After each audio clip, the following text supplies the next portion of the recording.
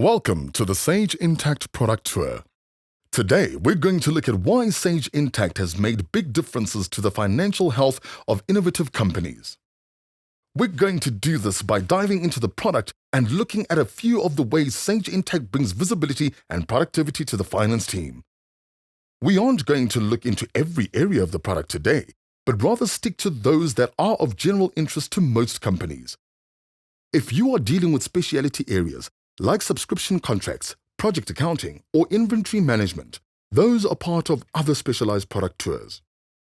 Today, we're going to look at the order to cash process and the automation around getting revenue into your company. We'll also look at procure to pay, which involves controlling spending and automation around approvals. Then we'll dive into Sage Intacct's built-in tools to provide visibility. And lastly, we'll wrap up with a closer look at managing multiple locations or entities. Before we get started with the system demo, I'd like to set the stage a little with why we are looking at these particular areas. As an evolving company, you face challenges in finance.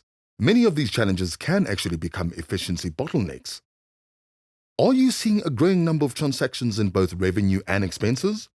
Are those transactions occurring at more locations where information is slow to make it back to the main office?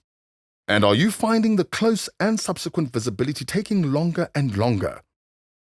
Throwing more people at the problem has its own challenges and often leads to less control over financials.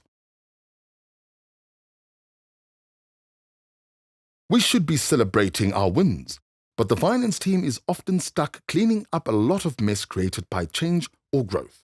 The simple task of responding to customers about sales orders becomes a monumental task of sifting through data. When every location is making purchases on their own, you lack the controls necessary to capitalize on the new scale of your existing company. No one is holding suppliers accountable, picking the best suppliers, and approvals, where they exist, become a manually intensive game of find the manager. The reporting spreadsheets that worked so well when you were small becoming cumbersome and error-prone. All of this leads to questionable decisions being made on old, questionable information. Continued success in a competitive environment requires a more nimble approach to finance. In today's demo, we are going to dive into examples of that more nimble approach made possible through the power of cloud computing. An ideal solution would include a sales order system that is both automated in terms of workflow and quickly accessible to answer questions about orders in real time. In purchasing automated workflows, it makes the process completely transparent and approvals are automated as part of every purchase. Reporting should be built in and configurable by the accounting team without the help of IT. It should help real-time metrics that help the company see where they are going each day. An appropriate report should be available for review by any stakeholder without having to request information from the finance team. And from a single login, finance leaders should be able to see financials across all of their locations or entities, both individually and consolidated. And they should be able to see this consolidated view at any time, not just at the end of the reporting period. Let's go ahead and get started by diving into our first area of the product, order to cash. What we're going to look at right here is a dashboard, and we'll come back to this a little bit later.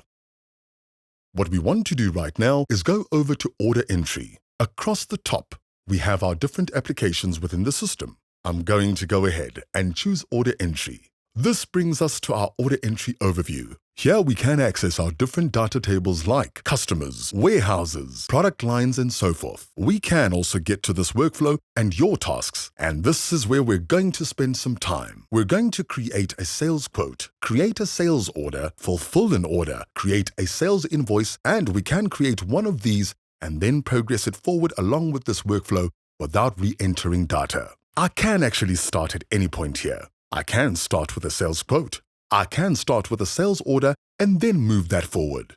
If for some reason I need to, I can go ahead and start by creating a sales invoice as well. I've gone ahead today and created a sales quote. I'm going to jump over to the left. where we have a pop-up menu where we have all our different transactions. So instead of clicking on the plus or this button here, I will just click on the name of the item I want to get to, and I get to a list of what has already been built. By clicking on Sales Quote, I go to the Sales Quote list, and I've already started the sales quote here for JIT Chemical Corp, and that's in draft mode. I'm going to go ahead and finish that up by opening it to edit. You can see across the top I have everything about this. I have the transaction date, the due date, item total, all of the information that goes into this. I can see the status is draft, which means it's not ready to be moved forward in the workflow at all. I simply created a draft of this and the system is holding it for me to finish up. When I enter the customer here to start this, it automatically filled in the information for the quote to and ship to. The payment terms were put in automatically, but I can change those. I added a reference number, the customer's PO number they were working from, and I can go ahead and add attachments as well. If I had an image or a PDF of that purchase order, I could add that to the attachments, or I might want some other document that goes along with this sales quote. Down here, I have my line items. Right now, I have 2 line items. I have the Defender Pro, and I have these add-ons. You can't see the full line here, but it's the motion detectors. So I have 8 motion sensors to go with the security system. I'm going to go ahead and add another line item here, and that's for these 4 cameras.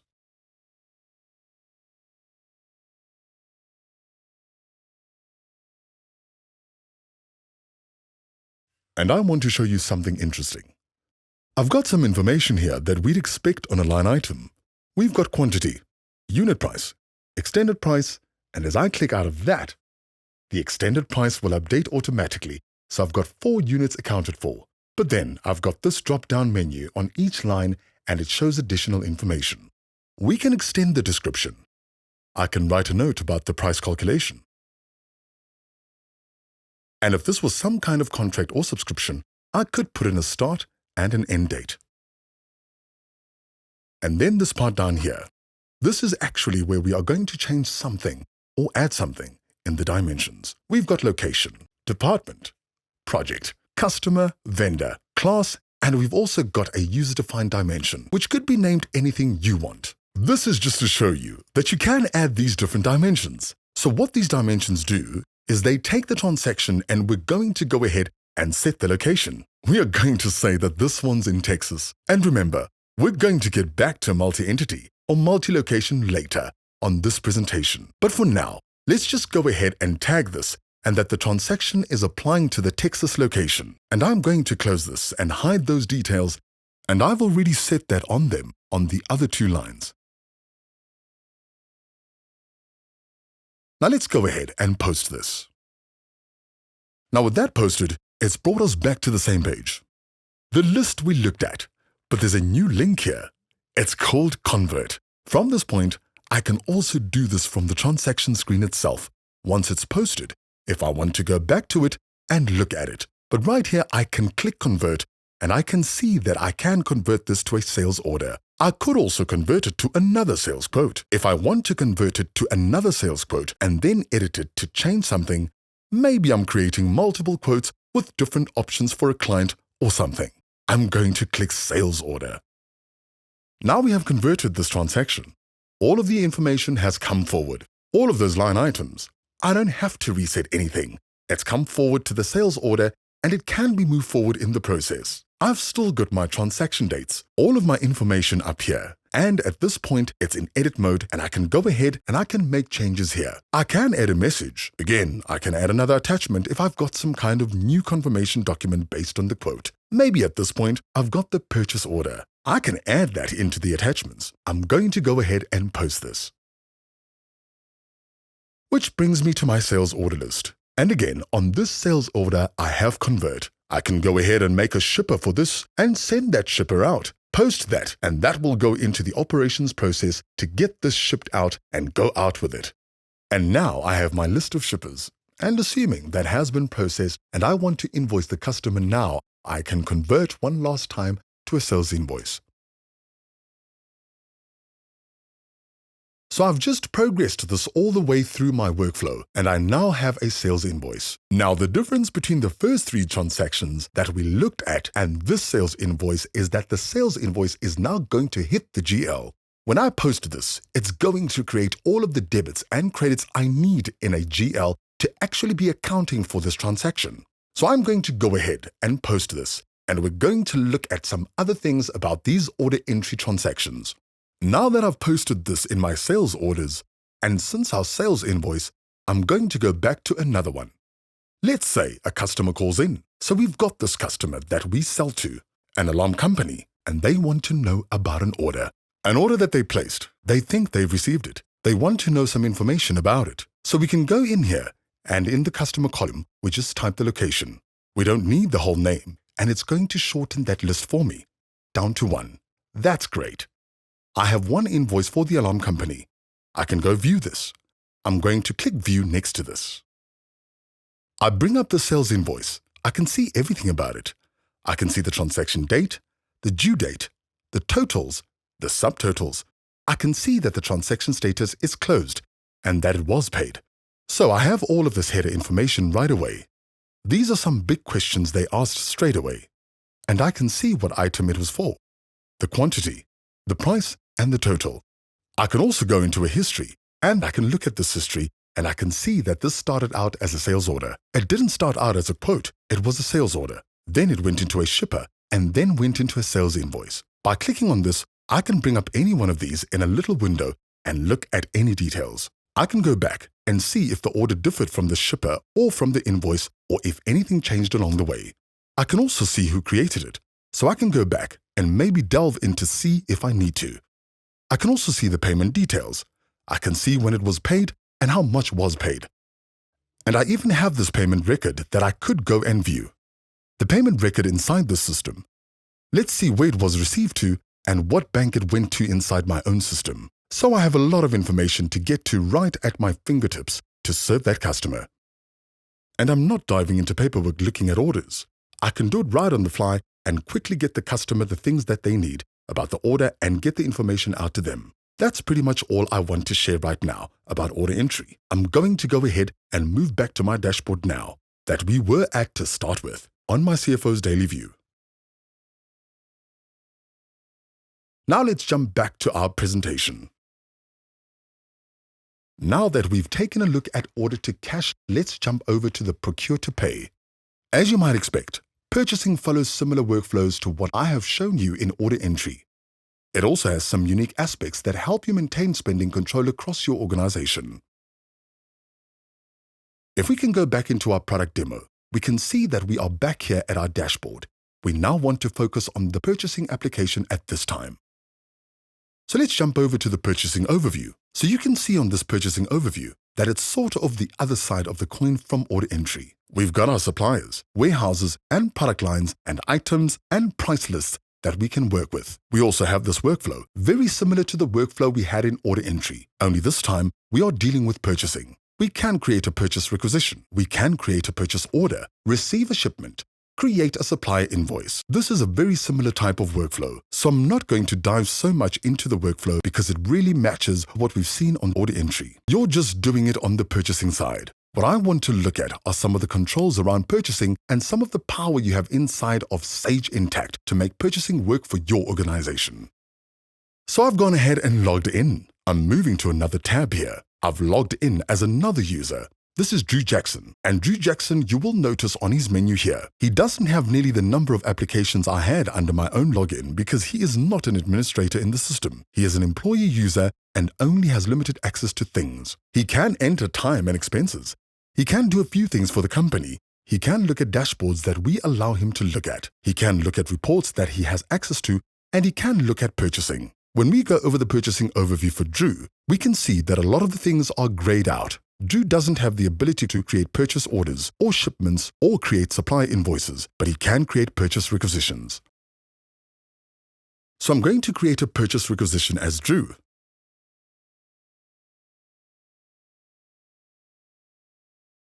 And I'm going to pick a supplier here.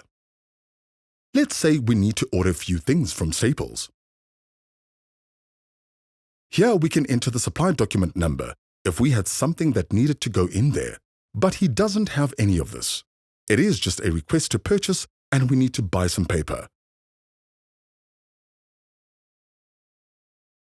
We want to buy 50 cases of paper.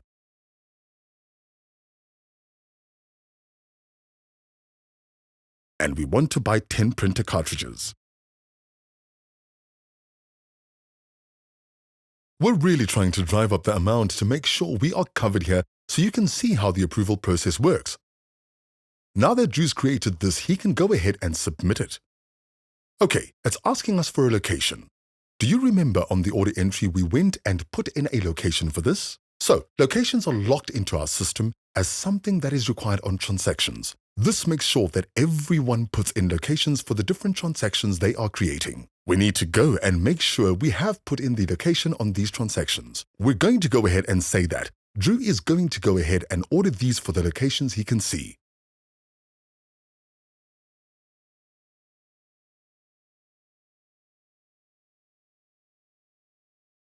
So, we also have limited him to different locations that he can work with. We'll set this location there. We will go to the next row, and we will go ahead and set the location there, and then we'll close that. The system is not going to let these transactions go through without the right tag on them for the dimensions that we want to track.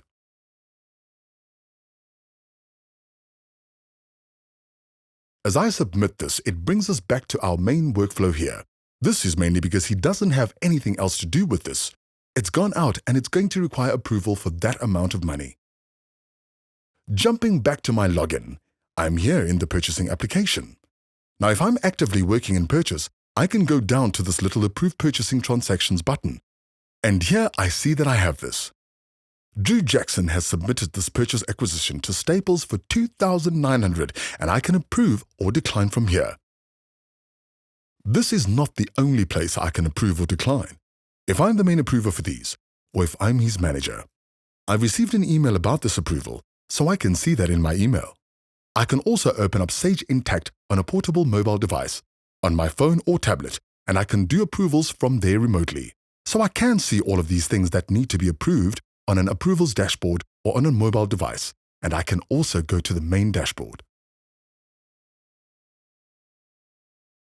If I go back to dashboards and I open up this particular dashboard here, the purchasing operations dashboard that I've created, I can see that I have this approvals component here in the upper right.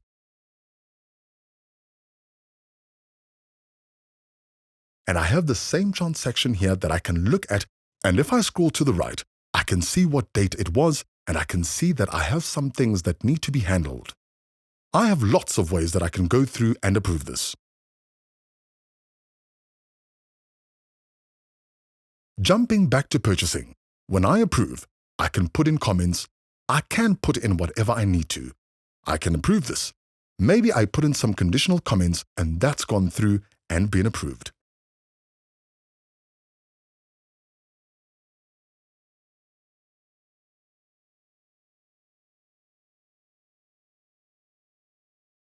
Something else I could do is go back to these purchasing requisitions now. I want to look at my purchasing requisitions, and let's say I want to convert this to a PO.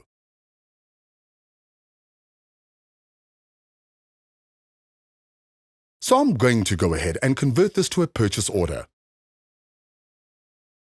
I can actually have a conversation about this as well. I can go ahead and post this. Any document I want to view, I can view this purchase order, and I can say something like, how often do we reorder?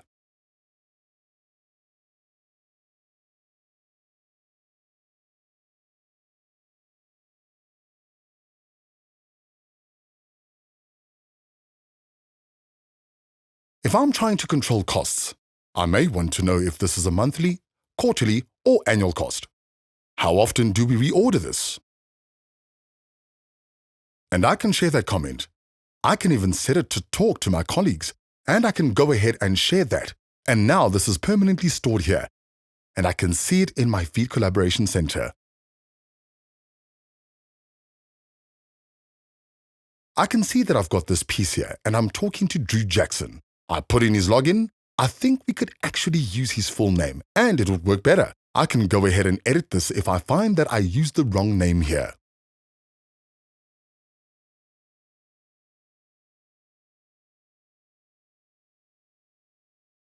And there, we see that he's popped up here and I can add that in.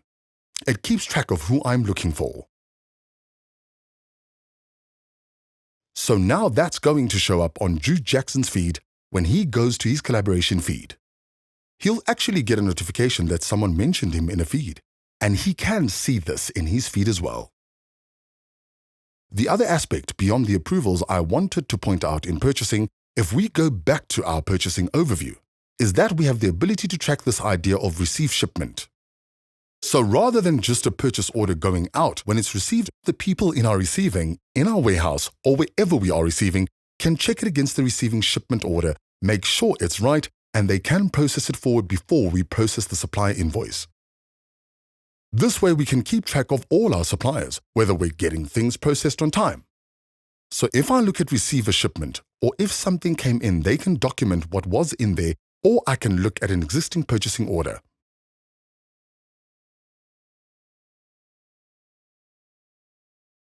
If I take this purchase order and convert it to a PO receipt,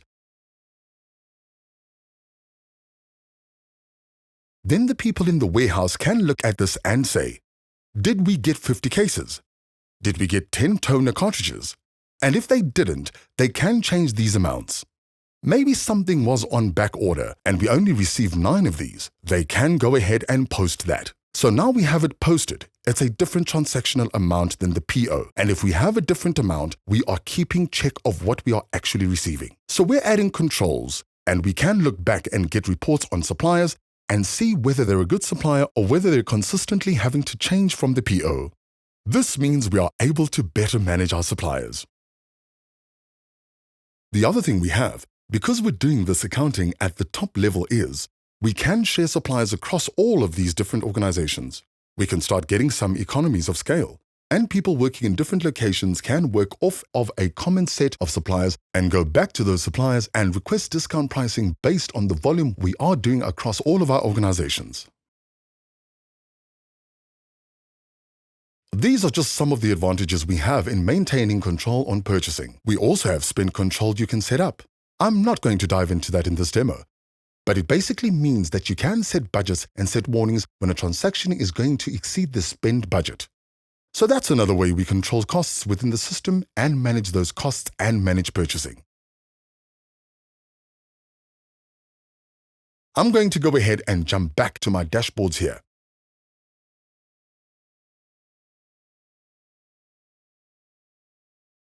So now that we've taken a look at procure to pay, let's jump into immediate visibility.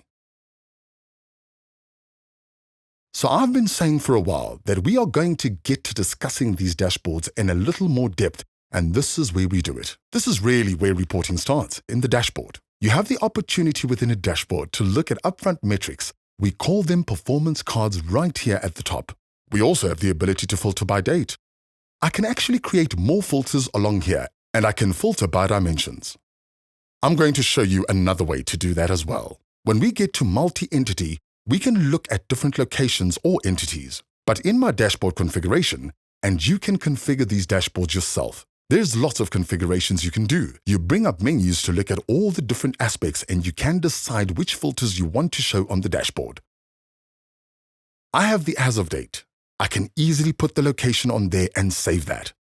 Now the dashboard is rebuilt, and it has a drop-down for locations, so I can filter by a particular location. In this dashboard, I have dashboard grouping. These are role-based. I happen to be in my CFO Daily View dashboard. In this company, I have just a few dashboards. I've got the CFO dashboard. I have 2 of those, and I group them into categories so I can use a little drop-down menu to move between the ones in that category. Then I have an employee dashboard, a purchasing indirect and purchasing operations dashboard. There's no limit to the number of dashboards you can create. So you could create one for purchasing, one for accounts receivable. You could create one for different levels of management and different parts of the company. Perhaps you deal with projects and you want a project dashboard. You could create that to look at metrics around the projects or metrics around subscriptions. Any of the things that make sense to you within your company and the things you want to see on a daily basis for a particular role, you can create a dashboard for. In this case, I've got the CFO Daily View and I've got some main cards that we want to look at, and any of these cards I can click on these. For instance, I can click on expenses. Notice how it turns blue? This means it's clickable. I can drill down into that and I can see what's driving the summary number that I have up here, and I can see these are the expenses. This is the month ending because I've got a comparison to a prior month. That's why I have the previous month and the current month, and I've got these compared here. I noticed that my expenses were a little higher here for some professional fees. I can go ahead and drill into that and see what's driving it. It looks like there was an expense adjustment by general ledger entry. So I can go ahead and close that, but I can drill down even further and get right to the transactions that make up these metrics.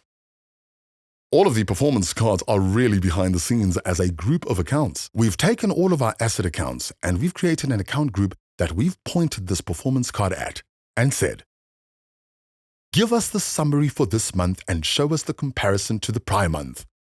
These are configurable by your accounting team and you don't need to rely on IT to come to create different dashboards for you. You can create these dashboards. And one of the great things about these dashboards is that they provide a point of login and a point of reference for other roles in the company. So as a finance team, you're not a single point of contact for getting reporting. You're delivering reporting on a real-time basis to the stakeholders and the decision makers in the company. Here we have a cash flow in detail. This is a standard tabular report. We've got our numbers the way we expect to see every report. We can scroll through these and we can click on these different areas and see what's making up these accounts. Notice we've broken this up by entity. So again, we have the dimensional break of what is going on in the company.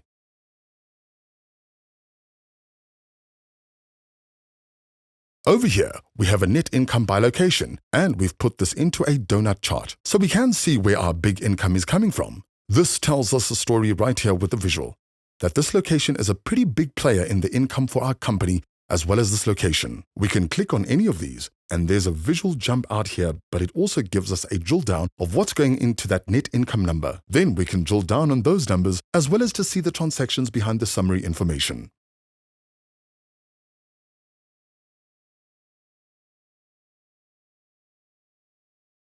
At any point, if we want to look at just the numbers, we can click Show Data, and it gives us the numbers that are driving this simple chart, and then we can go back to show the graph.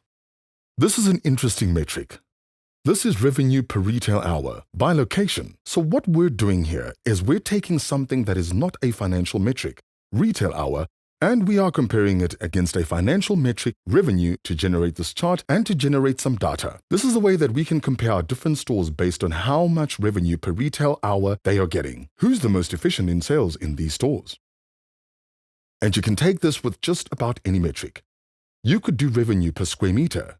You could do revenue per employee or expenses per employee in a company and see how that metric's moving up and down. In the non-profit space, frequently, we get a lot of metrics around volunteer hours and efficiency with funds. So you can use these metrics, retail hour in this case, as something we are collecting or capturing on what we call a statistical account, which is an operational metric that gets added in each month. And a lot of these metrics flow in through other systems. Maybe you have something that keeps track of hours at your different locations and that can use Sage Intacct's open API to post those hours into a statistical account in the financial system to drive this metric.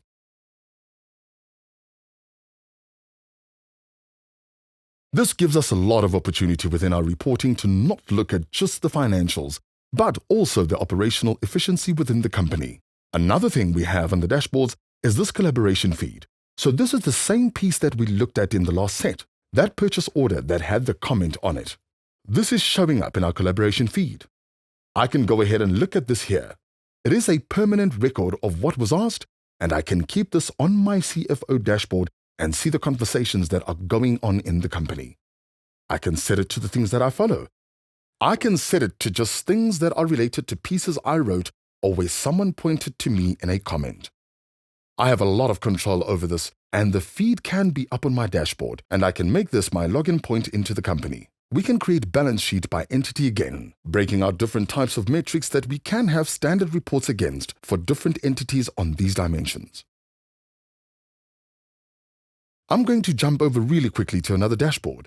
This is my purchasing operations. Here we see some interesting reports.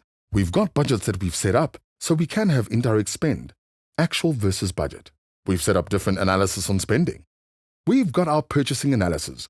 We've got purchasing of a particular product. The Defender is one of our products, and we want to look at what the purchasing history for this product is. We can look at our receipt history or supplier aging. You can put a number of reports in here.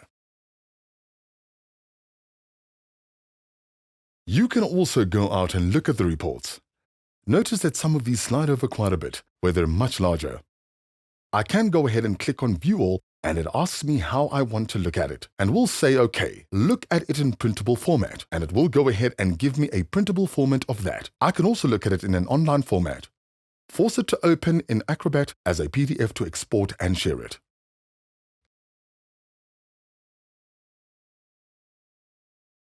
If I want to make it drillable, go to the HTML format, and now I can drill down on any of these transactions, and I can look at the transaction related to the amount of this purchase.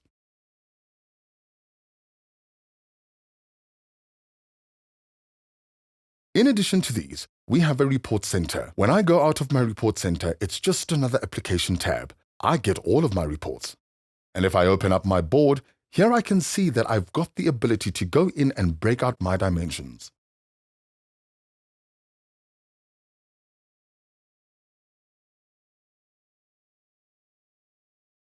This is where I can control my dimension groups and my dimension structures. So beyond having dimensions that we can tag things with, like each location for example, I can also create groups of dimensions. So if I've created a dimension around some metrics in my company that I want to keep track of, maybe I have this metric of an employee and I put it into groups of different types of employees. I can look at metrics according to these different types of employees, or I can set it by location or territory. In this case, we have a dimension structure. Maybe you work in real estate and you want to keep track of local municipalities. You could create a dimension for municipalities, and then you could create groups of dimensions for those different types of municipalities that you're dealing with. You can create multiple levels of reporting that break down your information according to your dimensions and your groups of dimensions. I can click on any of these balance sheets. This is the balance sheet by entity over time. I'm just going to do all of my locations and departments. This is going to open up. I can extend this to the full area of the screen. I can look at and drill down into the report of any of these areas.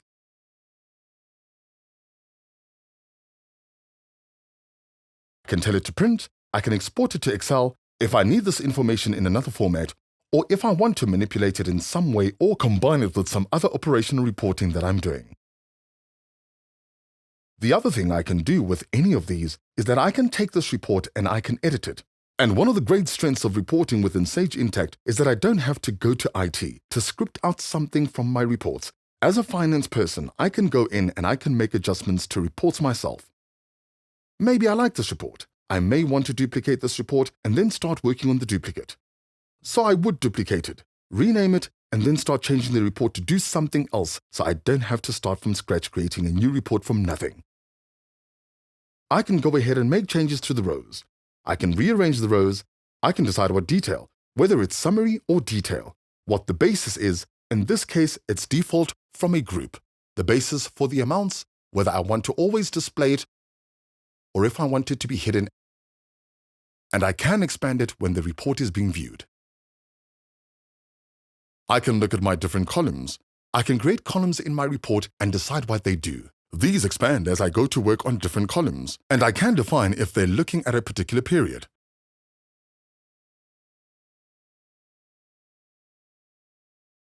I can define it if it's going to be a calculated value, and I can set calculations on certain columns. I define that in my computations. I can click computations on these different columns. I can create filters. I can define which ones get included, which ones get prompted. Notice I had these two prompts for department and location at the beginning. That came up because I had these two prompts checked. So the user, at what we call runtime, basically at the time that the report is going to run, gets a prompt to make decisions about the filters that are going to be used in the report. I can even set an as-of date. Maybe I want a consistent report. I create a copier report and want that to just run. That was my end of year report. That's where I want it to stop. I give it an as of date, as of 30th of the 6th, 2020. That's it. And that's where I want the report to statistically stay, and I could label it that way. I can generate different formats, and permissions are really important. I can set who gets to look at this report. Some reports might be more sensitive than others, and you can set the report to be available to everyone, or you can set it to be hidden from everyone and only have access to a few people. You get to decide who's on the list, who gets to see the reports, and it's not a matter of being grayed out. They just won't see it even if it's in the list of reports. There is a lot of versatility here. I'm not going to go into everything. We have some classes on how to use the financial report and really get the most of it. But it's a huge part of the visibility into Sage Intacct. I'm going to cancel out of this. I'm not going to change this report at this time. You can also do the same thing with charts. So these are my main financial reports, but I also have reports on the general ledger and under each of the applications, purchasing, order entry, and so on. And I can do the same with these reports. I can go in, make changes to them, edit them as needed. Some reports are standard. There's certain standard reports, and we can lock these reports so you have them and they're always working the right way. I can also memorize reports and go into any of these reports, and I can say, save this report with these settings. These are the filters I want. Memorize it and save it to my memorized list. Then I can take those memorized reports and I can schedule them. I can go ahead and set the schedules to have them delivered. So maybe I have a month-end schedule report. I have these 5 reports that get delivered to somebody at the end of the month, and they have all of the memorized info, and they are just for the current month or end of the month or end of quarter, however you want to set them up. You can also set your favorite reports. I can go to any of these reports here, and I can take this report and just click the star. It's now a favorite. When I go over to my favorites, I have that report here. I can do the same thing with dashboards.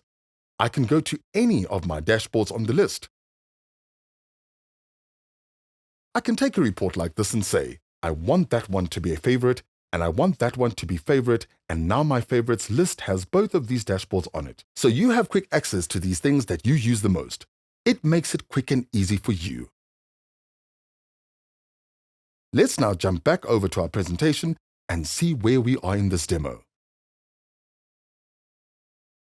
This brings us to our last section, multi-entity management. A big part of growth for companies involves dealing with multiple entities. We've already seen several references in the demo of multi-entity functionality. Let me show you more precisely how Sage Intacct helps you manage financials for multiple entities from a single login.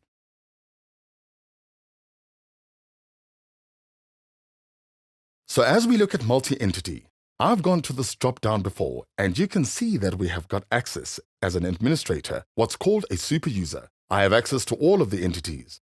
I can go into any one of these entities and do accounting in that entity, and it will be just for that entity. So for instance, I'm going to jump over here to this location. Notice it opens a new tab in the browser. The old tab is still open with the top level. From here, I can see that I've got the same CFO dashboard with daily view, but the numbers are different because it's only reflecting the financials for this location. Notice its net income by location just reflects for the entity. Same with this retail hour by location. It's only showing the entity. So I have got these different metrics, but I'm only looking at. In this case, it's breaking down into 2 locations and showing me the metrics there.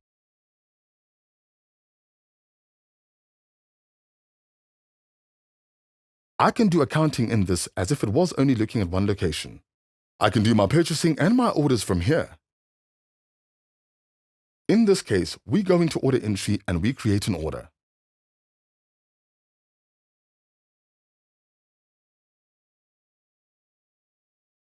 When I go and choose an item and I go down here, it's already put in the location. Remember when we added the locations when we were working from the top level? Because we are in an entity, the location is already automatically added to our orders.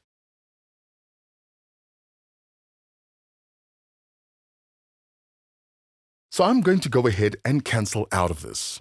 I just want to point out some things that are being done automatically for you in these different orders. Notice, we still have the same list of customers. As you saw when I did the drop down from order entry, we still have our same group of customers available as these are managed at the top level.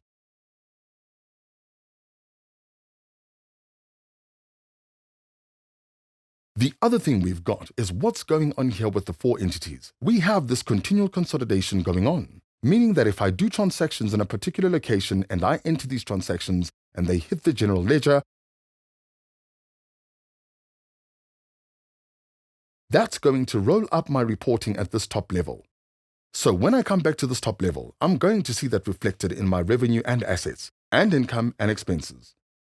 I'm going to see those things happening here because they're using a shared chart of accounts across these companies. In instances where you can't have a shared chart of accounts, perhaps you are doing business in a foreign country and that country's government requires you to have a certain setup of accounts, or maybe you've merged a couple of companies and those companies have very different types of businesses and you don't want to go through the trouble of creating a shared chart of accounts.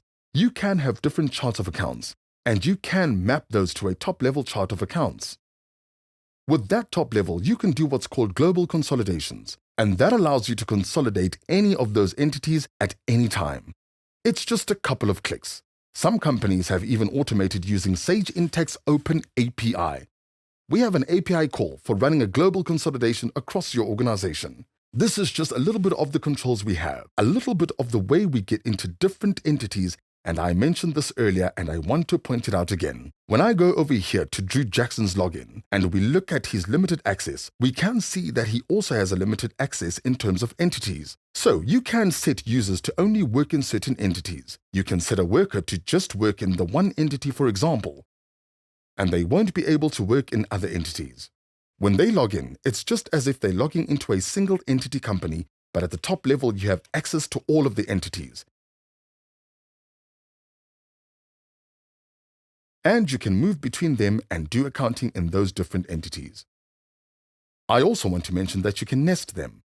Here we have locations within these, but those are locations and not entities. We actually have 4 entities, but you can nest entities within one and another. So you can create a group of South African entities, and then you maybe have an entity in Johannesburg, an entity in Durban, and an entity in Cape Town.